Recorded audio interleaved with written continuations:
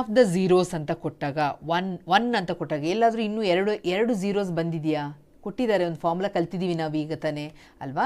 One of the zeros ಅಂತ ಹೇಳಿದ ತಕ್ಷಣ ಇದನ್ನು ಇಂಪಾರ್ಟೆಂಟ್ ನೋಡ್ಕೋಬೇಕು. ಒನ್ ಆಫ್ ದ ಝೀರೋಸ್, ಒಂದು ಶೂನ್ಯತೆ ಅಂತ ಕೊಟ್ಟಾಗ ಈ ಸೂತ್ರ ಉಪಯೋಗಿಸ್ಬೇಕು. Alpha plus beta equal to minus B by A.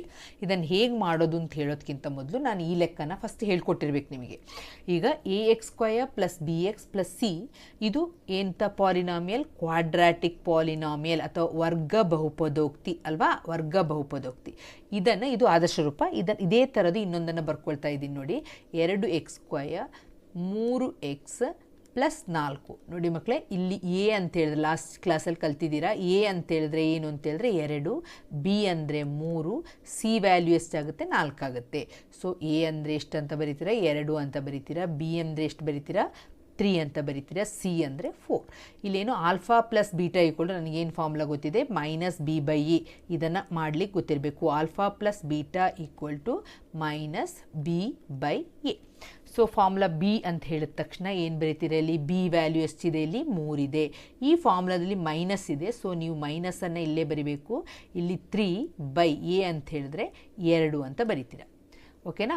Alpha into beta product of the roots ಅಥವಾ ಶೂನ್ಯತೆಯ ಮೊತ್ತ, ಶೂನ್ಯತೆಯ ಗುಣಲಬ್ಧ ಅಥವಾ ಪ್ರಾಡಕ್ಟ್ ಆಫ್ ದ ಝೀರೋಸ್ ಅಂತ ಹೇಳಿದ ತಕ್ಷಣ ನೀವು alpha beta equal to formula ಏನು? C by A. ಸಿ ಅಂತ ಹೇಳಿದ್ರೆ ಇಲ್ಲಿ ಎಷ್ಟು ಬರ್ಕೊಂಡಿದ್ದೀರಾ? 4 ಅಂತ ಬರೆದಿದ್ದೀರಾ. 4/2 ಆಗುತ್ತೆ. ನೋಡಿ ಮಕ್ಕಳೇ, 2 1s 2 2s ಸೇಮ್ ಟೇಬಲಲ್ಲಿ ಹೋಗೋದ್ರಿಂದ ಆನ್ಸರ್ ಎಷ್ಟು ಬರುತ್ತೆ? 2 ಅಂತ ಬರುತ್ತೆ. ಈ ಥರದ್ದು ಒಂದು 2-3 ಪ್ರಾಬ್ಲಮ್ಸ್ನ ಮಾಡಿ ನಾವು ಈ ಪ್ರಾಬ್ಲಮ್ನ ಸಾಲ್ವ್ ಮಾಡೋಣ. ಓಕೆನಾ. ಮೈನಸ್ 3x ಪ್ಲಸ್ 4 ಅಂತ ಕೊಟ್ಟಿದ್ದೀನಿ. ಇಲ್ಲಿ sum of the roots question ಕೇಳ್ತಾ ಇರೋದು. ಸಮ್ ಆಫ್ ದ ರೂಟ್ಸ್ ಕಂಡುಹಿಡೀರಿ ಅಂತ ಕೇಳಿದಾಗ ಇದು 2 ಮಾರ್ಕಿದ್ದು. ಬಟ್ ಇದನ್ನು ಹೇಳ್ಕೊಡದೆ ನನಗೆ ಆ ಒನ್ ವರ್ಡ್ ಆನ್ಸರ್ನ ನನಗೆ ಅರ್ಥ ಮಾಡಿಸ್ಲಿಕ್ಕಾಗಲ್ಲ. ಅದಕ್ಕೋಸ್ಕರ ಈ ಫಾರ್ಮುಲಾನ ಪರ್ಫೆಕ್ಟಾಗಿ ಅದಕ್ಕೆ ಹೋಗೋಣ. ಆಯಿತಾ ಮಕ್ಕಳು? ಇಲ್ಲಿ ಎ ಅಂತ ಹೇಳಿದ್ರೆ ಎಷ್ಟು ಮಕ್ಕಳೇ? ಎ ಅಂತ ಹೇಳಿದ್ರೆ 2, ಬಿ ಅಂತ ಹೇಳಿದ್ರೆ ಇಂಪಾರ್ಟೆಂಟ್ ನಮಗಿರೋ ಫಾರ್ಮುಲಾ ಇರೋದು A X square plus B X. Formula standard ರೂಪ, ಆದರ್ಶ ರೂಪ plus B X plus C. ಎಲ್ಲ ಕಡೆ ಪ್ಲಸ್ ಇದೆ. ನಮಗೆ ಇಲ್ಲಿ ಬಿ ಅಂತ ಹೇಳಿದಾಗ ಇಲ್ಲಿ ಮೈನಸ್ ಬಂದಿದೆ. ಆಗ ನಾವೇನಂತ ತೊಗೋಬೇಕು? -3 ಅಂತ ತೊಗೋಬೇಕು. ಸಿ ಅಂದರೆ 4. ಅರ್ಥ ಆಯ್ತಲ್ವಾ? ಈಗ ಫಾರ್ಮುಲಾ ಏನು? ಮೈನಸ್ ಬಿ ಬೈ ಎ ಅಂತ ಫಾರ್ಮುಲಾದಲ್ಲಿರೋದು. ಈ ಮೈನಸ್ ಫಾರ್ಮುಲಾದಲ್ಲಿರೋದು ಅದನ್ನು ಹಾಗೆ ಬರೀಬೇಕು. ಬಿ ವ್ಯಾಲ್ಯೂ ಎಷ್ಟು ಸಿಕ್ಕಿದೆ ನಿಮಗೆ? -3. ಅದನ್ನು ಬ್ರ್ಯಾಕೆಟ್ ಹಾಕಿ -3 ಬೈ ಎ ಅಂತ ಹೇಳಿದ್ರೆ 2. So minus into minus plus 3/2 ಇದು ಆನ್ಸರ್ ಆಗುತ್ತೆ. ಓಕೆ. ಶೂನ್ಯತೆಯ ಗುಣಲಬ್ಧ ಫಾರ್ಮುಲಾ ಏನು? C by A. ಸಿ ಅಂತ ಹೇಳಿದ್ರೆ ಇಲ್ಲಿ ಎಷ್ಟಿದೆ? 4. ಎ ಅಂತ ಹೇಳಿದ್ರೆ 2. 2 ಒಂದ್ಲಿ 2 ಎರಡ್ಲಿ. ಸೊ ಆನ್ಸರ್ ಎಷ್ಟು ಬಂತು? 2 ಬಂತು. ಅರ್ಥ ಆಯ್ತಲ್ಲ ಮಕ್ಕಳೇ? ಶೂನ್ಯತೆ ಮೊತ್ತ ಕಂಡುಹಿಡಿಯೋಕೆ ಗೊತ್ತಿತ್ತು, ಶೂನ್ಯತೆಯ ಗುಣಲಬ್ಧ ಕಂಡುಹಿಡಿಯೋಕೆ ಗೊತ್ತಿತ್ತು. ಫಸ್ಟ್ ನೀವೇನು ಮಾಡಬೇಕು? ಹೀಗೆ ಕ್ವಾಡ್ರಾಟಿಕ್ ಪಾಲಿನಾಮಿಯಲ್ ಅಥವಾ ವರ್ಗ ಬಹುಪದೋಕ್ತಿಯನ್ನು ಕೊಟ್ಟಾಗ ಎ ಎಷ್ಟು, ಬಿ ಎಷ್ಟು, ಸಿ ಎಷ್ಟು ಅಂತ ಬರ್ಕೋಬೇಕು. ಇಲ್ಲೇನಾದರೂ ಮೈನಸ್ ಬಂದಿದ್ದರೆ ಅದನ್ನು ಏನಂತ ಮಾಡ್ತೀರಾ ನೀವು? ಮೈನಸ್ ಅಂತ ಬರಿತೀರಾ. ಅರ್ಥ ಆಯ್ತಲ್ವಾ? ಪ್ಲಸ್ ಇರೋದ್ರಿಂದ ನಾನು ಪ್ಲಸ್ ಅಂತ ಬರೆದಿದ್ದೀನಿ. ಇದಕ್ಕೆ ಮೈನಸ್ ಇದೆ, ಸೊ ಮೈನಸನ್ನು ಬರೆದಿದ್ದೀನಿ. ಈಗ ನಾವು ಪ್ರೀವಿಯಸ್ ಪ್ರಾಬ್ಲಮ್ಗೆ ಹೋಗೋಣ. ಏನು ಮಾಡಬೇಕಲ್ಲಿ? ಒನ್ ಆಫ್ ದ ಝೀರೋಸ್ ಕೊಟ್ಟಿದ್ದಾರೆ. ಆಗ 1 0 ಕೊಟ್ಟಿದ್ದಾರೆ ಅಂತ ಹೇಳಿದಾಗ ನಮಗೆ ಝೀರೋಸ್ ಯಾವುದು? ಆಲ್ಫಾ ಮತ್ತು ಬೀಟಾ ಅಂತ ನಾವು ಫಸ್ಟೇ ಕಲ್ತ್ಕೊಂಡಿದ್ವಿ. ಈಗ ಒಂದಕ್ಕೆ ತೊಗೊಳ್ಳೋಣ. ಯಾವುದಕ್ಕೆ ಎಷ್ಟು ಆನ್ಸರ್ ಕೊಟ್ಟಿದ್ದಾರೆ? 2 ಅಂತ ಕೊಟ್ಟಿದ್ದಾರೆ. So 2 plus beta equal to minus B. Minus ಅಂತ ಹೇಳಿದ್ರೆ ಓಕೆನಾ? Alpha plus beta equal to minus B. ಈಗ ನನಗೆ ಬೇಕಾಗಿರೋದು, ನಾನು ಅದಕ್ಕೆ ಆ ಪ್ರಾಬ್ಲಮ್ಸನ್ನು ಮಾಡಿದ್ದು. ಏನಂತ ಮಾಡಿದೆ? ಇಲ್ಲಿ X square minus X plus K. ಇದನ್ನು ಸ್ವಲ್ಪ ಗಮನ ಇಟ್ಟು ಕೇಳಿ ಮಕ್ಕಳೇ. ಇಲ್ಲಿ ಎ ಅಂತ ಹೇಳಿದರೆ A X square plus B X ನಮ್ಮದು ಸ್ಟ್ಯಾಂಡರ್ಡ್ ಫಾರ್ಮ್, ಆದರ್ಶ ರೂಪ ಈ ರೀತಿ ಇದೆ ಅಲ್ವಾ? ಕ್ವಾಡ್ರಾಟಿಕ್ ಪಾಲಿನಾಮಿಯಲ್ ಅಥವಾ ವರ್ಗ ಬಹುಪದೋಕ್ತಿಯ ಆದರ್ಶ ರೂಪ ಸ್ಟ್ಯಾಂಡರ್ಡ್ ಫಾರ್ಮ್ ಈ ರೀತಿ ಇರಬೇಕು. ಎಲ್ಲ ಕಡೆ ಪ್ಲಸ್. ಇಲ್ಲಿ ನೋಡಿ, ಎ ಇದ್ದ ಜಾಗದಲ್ಲಿ ಏನಿದೆ? ಏನೂ ಇಲ್ಲ. 0 ಅಂತ ಬರೆದಿಡ್ಬಿಡಿ. ಏನೂ ಇಲ್ಲ ಅಂತ ಹೇಳಿದ್ರೆ ಏನಂತ ಅರ್ಥ? 1 ಅಂತ ಅರ್ಥ, 1 ಅಂತ. ಇಲ್ಲಿ ಬಿ ಇದ್ದ ಜಾಗದಲ್ಲಿ ನಂಬರ್ ಇಲ್ಲ, ಬಟ್ ಇಲ್ಲಿ ಏನಂತ ಅರ್ಥ? 1 ಅಂತ ಅರ್ಥ. ಏನು ನಂಬರ್ ಇಲ್ಲ ಅಂತ ಹೇಳಿದ್ರೆ ಏನಂತ ಅರ್ಥ? 1 ಅಂತ ಅರ್ಥ. ಬಟ್ ಅದ್ರ ಜೊತೆಗೆ ಏನಿದೆ? ಮೈನಸ್ ಇದೆ. ಇಲ್ಲಿ ಪ್ಲಸ್ ಇದೆ, ಇಲ್ಲಿ -1. ಅರ್ಥ ಆಯ್ತಲ್ವಾ? ಸಿ ಇದ್ದಲ್ಲಿ ನಾನು ಏನಂತ ಬರಿಬೇಕು? ಕೆ ಅಂತ ಬರಿಬೇಕು. ಓಕೆನಾ. ಈಗ minus B by A, minus ಅಂತ ಹೇಳಿದ್ರೆ ಇಲ್ಲಿ ನೀನು -1 ಬ್ರ್ಯಾಕೆಟಲ್ಲಿ -1 ಅಂತ ಬರೀತೀಯ. ಬಿ ಅಂದರೆ -1, ಫಾರ್ಮುಲಾದಲ್ಲಿರೋ ಮೈನಸನ್ನು ಹೊರಗೆ ಬರೆದಿದ್ದೀರಾ. ಬೈ 1, ಇಲ್ಲಿ ಮೈನಸ್ ಇಂಟು ಮೈನಸ್ ಏನಾಗುತ್ತೆ, +1 ಆಗುತ್ತೆ.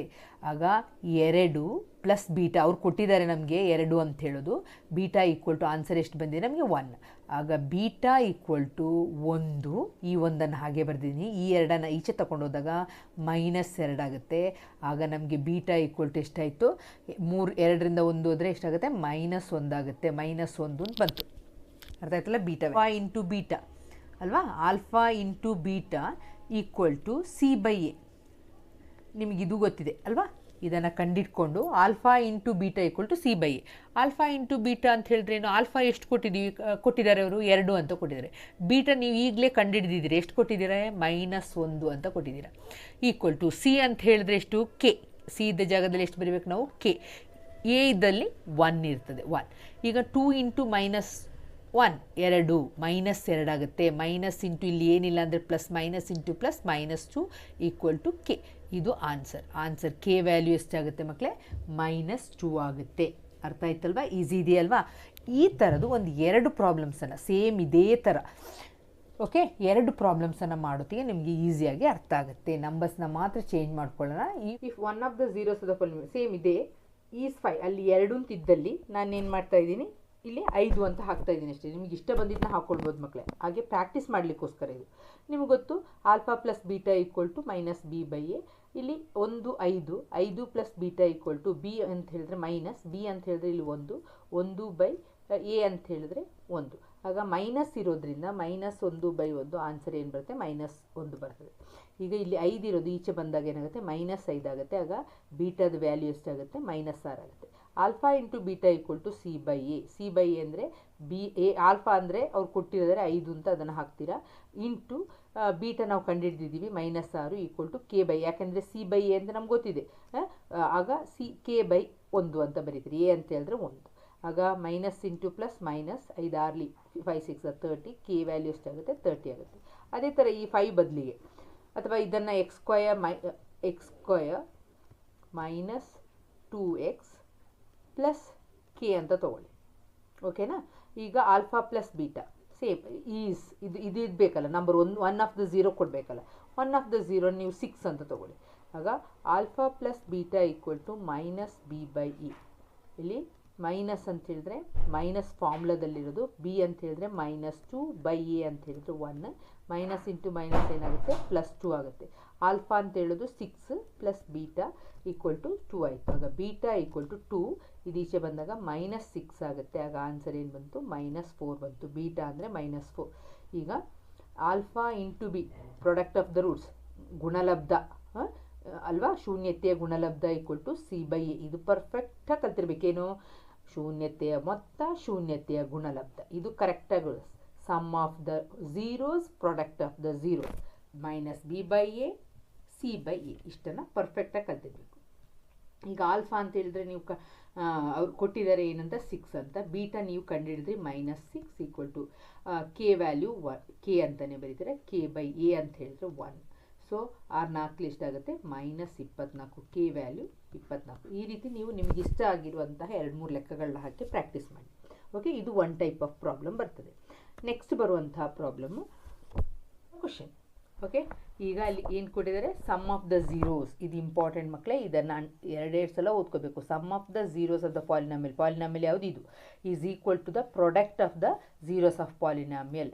ಬಹುಪದೋಕ್ತಿಯ ಶೂನ್ಯತೆಯ ಮೊತ್ತವು ಅವುಗಳ ಗುಣಲಬ್ಧಕ್ಕೆ. ಈಗ ಶೂನ್ಯತೆಯ ಮೊತ್ತ ಅಂತ ಹೇಳಿದ ತಕ್ಷಣ, ಸಮ್ ಅಂತ ಹೇಳಿದ ತಕ್ಷಣ ನೀವೇನು ಮಾಡ್ತೀರಾ, alpha plus beta equal to ಯಾವುದು ಕೊಟ್ಟಿದ್ದಾರೆ, ಪ್ರಾಡಕ್ಟ್ ಆಫ್ ದ ಝೀರೋಸ್ ಅಂದರೆ ಆಲ್ಫಾ ಇಂಟು ಬೀಟಾ ಅಂತ ಕೊಟ್ಟಿದ್ದಾರೆ. ಹೌದಲ್ಲ ಮಕ್ಕಳೇ, alpha plus beta equal to alpha into beta ಅಂತ ಕೊಟ್ಟಿದ್ದಾರೆ. ಶೂನ್ಯತೆಯ ಮೊತ್ತ ಅವುಗಳ ಗುಣಲಬ್ಧಕ್ಕೆ ಸಮವಾಗಿದೆ. ಈಗ ಆಲ್ಫಾ ಪ್ಲಸ್ ಬೀಟಾ ಮೊತ್ತ ಅಂತ ಹೇಳಿದ ತಕ್ಷಣ, ಸಮ್ ಆಫ್ ದ ಝೀರೋಸ್ ಅಂತ ಹೇಳಿದ ತಕ್ಷಣ ನಮ್ಗೆ ಏನು ಆನ್ಸರ್ ಗೊತ್ತು, -b ಬೈ ಎ ಅಂತ ಗೊತ್ತು. Okay, product of the product of the zeros ಅಥವಾ ಗುಣಲಬ್ಧ ಅಂತ ಹೇಳಿದ ತಕ್ಷಣ ನೀವು ಆಲ್ಫಾ ಇಂಟು ಬೀಟಾ ಅಂದರೆ ಸಿ ಬೈ ಎ ಅಂತ ಗೊತ್ತು. ಇಲ್ಲಿ ax² plus bx plus C ಅಲ್ವಾ. ಇಲ್ಲಿ ಎ ಅಂತಿದ್ದ ಜಾಗದಲ್ಲಿ ಏನಾಗ್ತೀರ, ಕೆ ಹಾಕಬೇಕು. ಮೈನಸ್ ಬಿ ಇದ್ದ ಜಾಗದಲ್ಲಿ ಏನಾಗ್ತಾರೆ, 2 by K equal to C ಅಂತಿದ್ದಲ್ಲಿ ಏನಂತ ಬರೀತೀರಾ 3 ಕೆ ಸಿ ಇದ್ದಲ್ಲಿ 3k by C by A ಅಲ್ಲ ಮಕ್ಕಳೇ, alpha into beta equal to C by A 3k A ಅಂತ ಹೇಳಿದ್ರೆ ಪುನಃ ಕೆ. ಈಗ ಕೆ ಏನಾಗುತ್ತೆ ಕ್ಯಾನ್ಸಲ್ ಆಗುತ್ತೆ. ಈಕ್ವಲ್ ಟು ಇಲ್ಲಿ 1 ಇಂಟು -2 ಇಲ್ಲಿ ಏನು ಮಾಡಬೇಕು ಅಡ್ಡ ಗುಣಾಕಾರ ಮಾಡ್ಕೊಳ್ಬೇಕು. ಓಕೆನಾ. ಕೆ ಇಂಟು 3 ಏನಾಗುತ್ತೆ 3k equal to -2 K equal to -2 by ಇದನ್ನು ಕೆಳಗೆ ಬರೀರಿ 3 ಅಂತ. ಓಕೆನಾ. ಕೆ ಈಕ್ವಲ್ ಟು -2 ಬೈ 3 ಇದು ಆನ್ಸರ್. ಅರ್ಥ ಆಯ್ತಲ್ವಾ. ಇನ್ನು ಕೆ ಸಮವಾಗಿದ್ದರೆ ಬೆಲೆಯನ್ನು ಕಂಡುಹಿಡೀರಿ ಅಂತ ಹೇಳಿದ ತಕ್ಷಣ -2 ಬೈ 3 ಅಂತ ಬರೀತೀವಿ. ಓಕೆನಾ. ಏನಿಲ್ಲ, ಪ್ರಶ್ನೆಯನ್ನು ಸರಿಯಾಗಿ ಓದ್ಕೊಂಡು ಮಾಡಬೇಕು. ಇನ್ನು ಯಾವ ಥರ ಬರ್ತದೆ ಅಂತ ನೋಡೋಣ. ಕೇಳ್ಬೋದು find the zeros of the polynomial P of X equal to X square -3 ಅಂತ. ಈ ರೀತಿ ಕೊಟ್ಟಾಗ ಮಕ್ಕಳೇ ನಾವು ಆನ್ಸರ್ ಬರೆಸ್ಲಿಕ್ಕೋಸ್ಕರ ಸಣ್ಣ ಚೇಂಜಸನ್ನು ಮಾಡ್ಕೋಬೇಕು. ಎಕ್ಸ್ ಸ್ಕ್ವಯರ್ -3 ನಾನು √3 ಹೋಲ್ ಸ್ಕ್ವಯರ್ ಅಂತ ಬರ್ಕೊಳ್ಳ. ನೋಡಿ, √3 whole square is nothing but square root get cancels will get 3 ಸಿಗ್ತದೆ. ಇದಕ್ಕೆ ಸ್ಕ್ವಯರ್ ಮತ್ತು ರೂಟ್ ಕ್ಯಾನ್ಸಲ್ ಆಗಿ ನಮಗೆ 3 ಸಿಗುತ್ತೆ. ಆಗ ಏನು ಚೇಂಜ್ ಇಲ್ಲ, ನಾವು ಜಸ್ಟ್ ಅರೇಂಜ್ಮೆಂಟ್ ಮಾಡ್ಕೊಂಡಿರೋದಕ್ಕೆ. ಇದನ್ನು ನೋಡಿದ ತಕ್ಷಣ ಇದು ಯಾವ ಸೂತ್ರದ ಪ್ರಕಾರ ಇದೆ, A square minus B square ರೂಪದಲ್ಲಿದೆ. A square minus B square ಅಂದರೆ ಫಾರ್ಮುಲಾ ನೀವೇನು ಬರೀತೀರಾ, ಒಂದು ಎ ಪ್ಲಸ್ ಬಿ, ಇನ್ನೊಂದು ಎ ಮೈನಸ್ ಬಿ. ಓಕೆನಾ. ಈಗ ಎ ಅಂತ ಹೇಳಿದಾಗ ಎಕ್ಸ್ ಪ್ಲಸ್ √3. ಓಕೆನಾ. ಇನ್ನೊಂದು ಎಕ್ಸ್ ಮೈನಸ್ √3. ಈಗ ಝೀರೋಸ್ ಫೈಂಡ್ ಔಟ್ ಮಾಡಬೇಕು. X is equal to plus √3 ಆಚೆ ಹೋಗಿ ಏನಾಗುತ್ತೆ -√3 ಆಗುತ್ತೆ. ಎಕ್ಸ್ ಇಸ್ ಈಕ್ವಲ್ ಟು -√3 ಇದ್ದಿದ್ದು ಏನಾಗುತ್ತೆ +√3. ಇಷ್ಟೇ. ಅರ್ಥ ಆಯ್ತಲ್ಲ ಮಕ್ಕಳೇ. ಇದು -√3, ಇದು +√3. ಇಷ್ಟು ಮಾಡಿದ್ರೆ ಮುಗೀತು.